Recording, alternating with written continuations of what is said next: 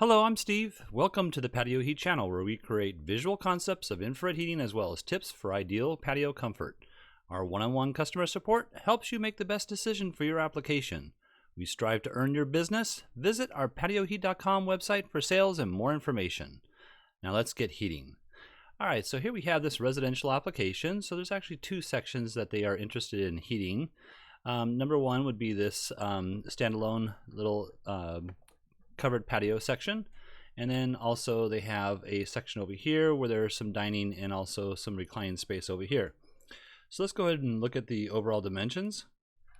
So this space here we have at 14 feet by 14 feet.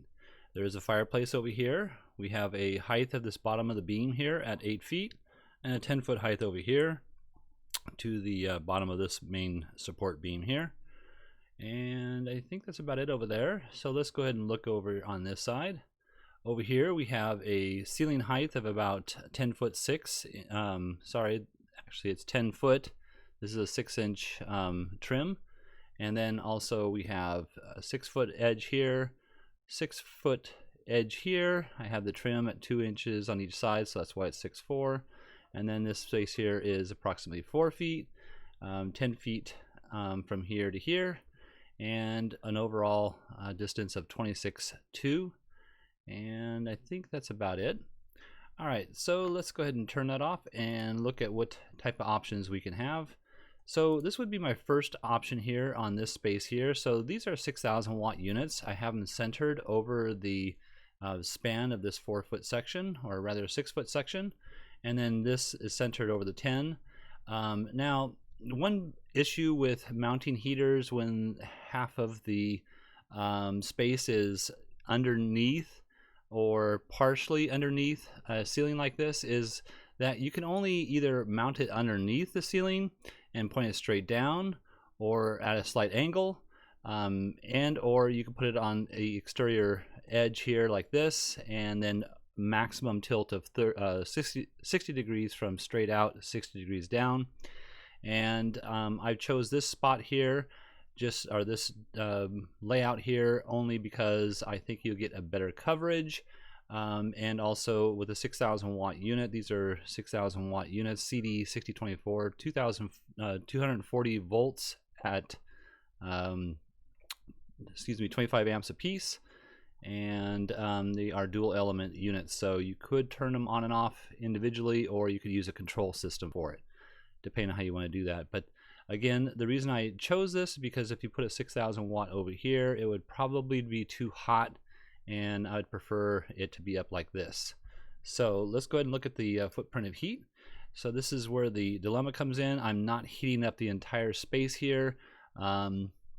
Missing approximately, I would say, from this edge of the wall here out about 1 foot. And you can see here also that we're not capturing the inside of these chairs over here, for the same reason that 30-degree tilt is only going to get me about that 1 foot out from this edge of the wall here.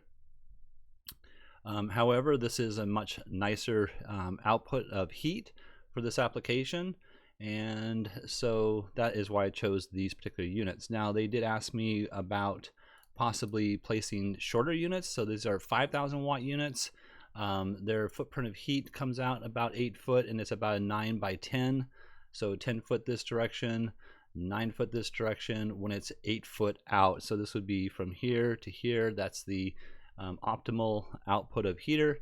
And you can see here we're not capturing as much as we were with the 6,000s, and that's why I chose the 6,000 watt units. And I'm going to just overlay those, and you can see that the footprint of heat comes out a little bit further because they're more intense, and it comes a little bit wider as well. So you'll have to make that determination which one you like. All right, so I'm going to turn that off for right now, and then let's go ahead and look at what the option might be over here. So over here, I don't know of any fans or anything of that nature, but if there is a fan in the center of this room, excuse me, that would be fine. And I've just laid these heaters out on these side beams here and centered the bracket itself. This is a shorter bracket, about 3 inches. So centered it on the beam itself, and then centered it within the room space itself. and angled it out at 30 degrees. So if you went from straight down 30 degrees up, or if you went straight out 60 degrees down. So I just have this as just a reclining space, and let's go ahead and look at, now I should mention you could use the C 4024 models as well. So if you wanted to kind of keep the same look as far as these units are concerned, it's just a little bit bigger of a unit. So these are a little bit tighter. So these are 5 inches by 3, I think, and the other ones are 8 by 3. So I would prefer this most likely. Let's go ahead and look at the footprint of heat. So footprint of heat, you can see we got nice crossover rays and also good coverage throughout the span here. And again, you know, if you went from this edge here out, you're going to miss about a foot from here to here, and that's going to be true on both sides. However, we're capturing from left to right pretty well throughout the span. Now I did center the unit, like I said, so we are throwing some of the heat ray over here. Also, just note that there is a junction box on one side, and so the footprint of heat is a little bit offset from the center point. So, all right, well, I hope this has helped. If you're looking for some assistance with your outdoor heating application and you would like us to review your plans, please send your information into designs@patioheat.com. I'm Steve, and please tap that like button. The only way people can find our channel is by you doing that for us. We don't advertise. We're not monetized. YouTube does not promote us unless we get your thumbs up, and we really appreciate you doing that for others to find our channel. Thank you, and have an excellent day.